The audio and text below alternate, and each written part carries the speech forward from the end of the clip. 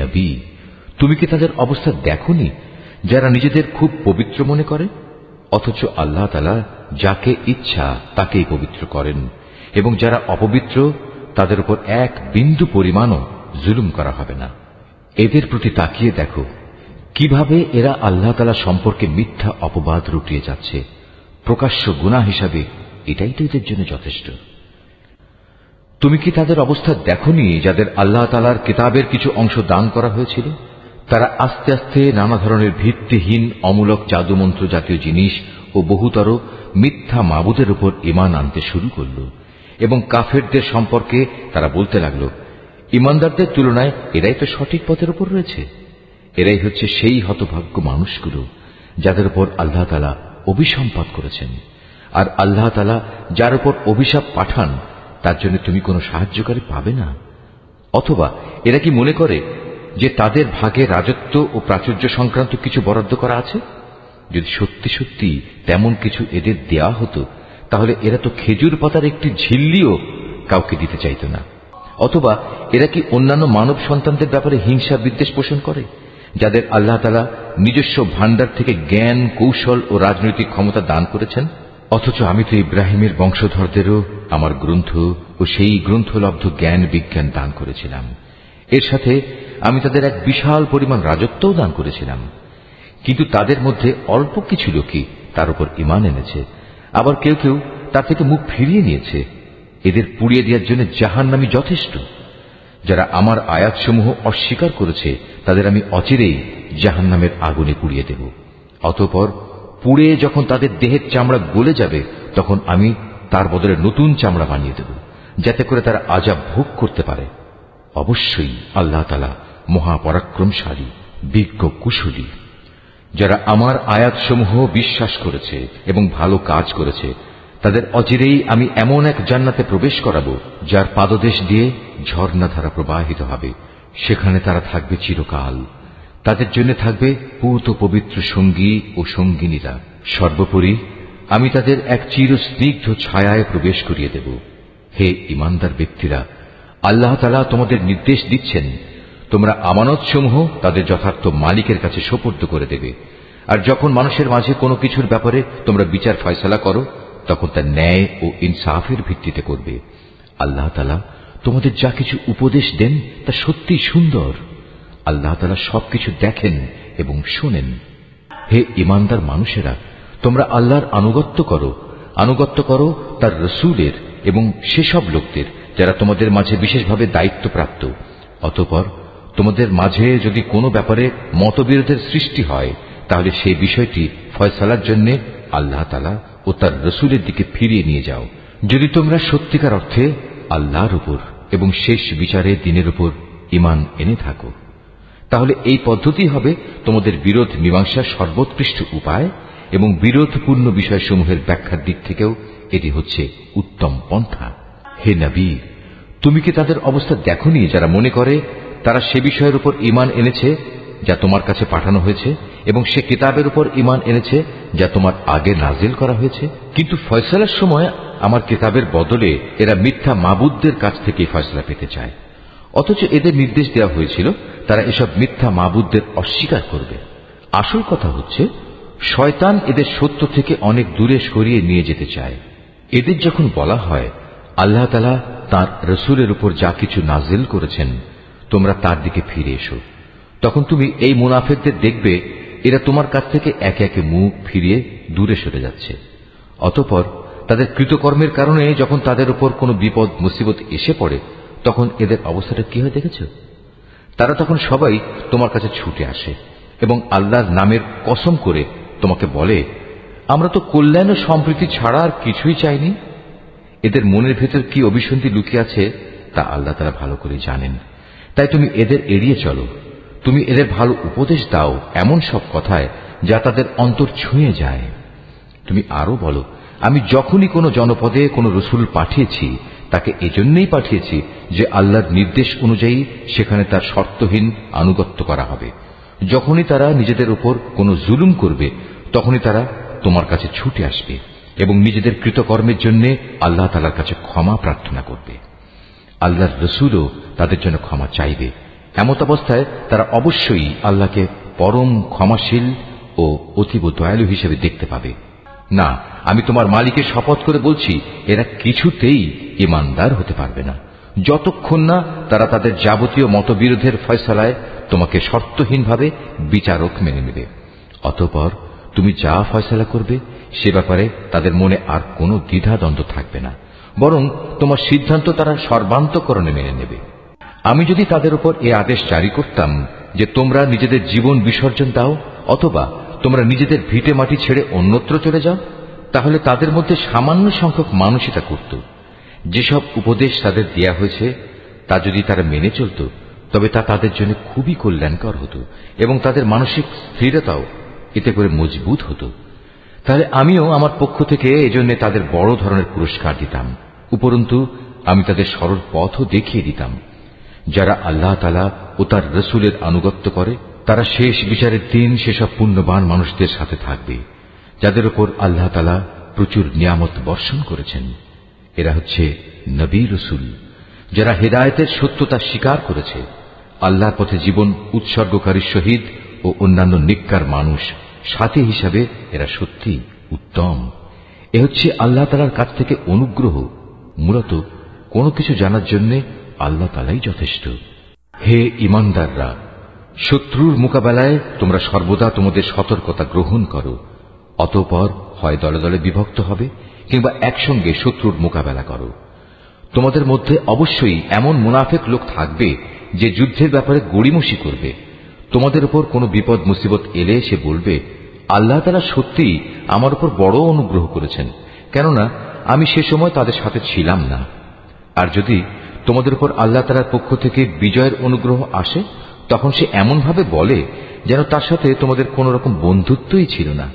সে তখন আরো বলে, কতই না ভালো হতো যদি আমি তাদের সাথে থাকতাম, তাহলে আজ আমিও অনেক বড় সফলতা অর্জন করতে পারতাম। যেসব মানুষ পরকালের বিনিময়ে এ পার্থিব জীবন ও তার সুখ স্বাচ্ছন্দ্য বিক্রি করে দিয়েছে সেসব মানুষের উচিত আল্লাহ তাআলার পথে লড়াই করা, কারণ যে আল্লাহর পথে লড়াই করবে সে এ পথে জীবন বিলিয়ে দেবে কিংবা সে বিজয় লাভ করবে। অচিরেই আমি তাকে এই উভয় অবস্থার জন্যই বিরাট পুরস্কার দেব। তোমাদের একই হয়েছে, তোমরা আল্লাহর পথে সেসব অসহায় নরনারী ও দুস্থ শিশু সন্তানদের বাঁচাবার জন্য লড়াই করো না যারা নির্যাতনে কাতর হয়ে ফরিয়াদ করছে। হে আমাদের মালিক, আমাদের এই জালেমদের জনপদ থেকে বের করে অন্য কোথাও নিয়ে যাও। অতঃপর তুমি আমাদের জন্য তোমার কাছ থেকে একজন অভিভাবক পাঠিয়ে দাও। তোমার কাছ থেকে আমাদের জন্য একজন সাহায্যকারী পাঠাও। যারা আল্লাহ তাআলা ও তার রাসূলের উপর ঈমান এনেছে তারা সর্বদা আল্লাহর পথে যুদ্ধ করে, আর যারা আল্লাহ তাআলাকে অস্বীকার করেছে তারা লড়াই করে মিথ্যা মাবুদদের সপক্ষে।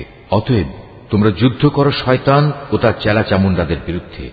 তোমরা সাহস হারিও না, কারণ শয়তানের ষড়যন্ত্র খুবই দুর্বল।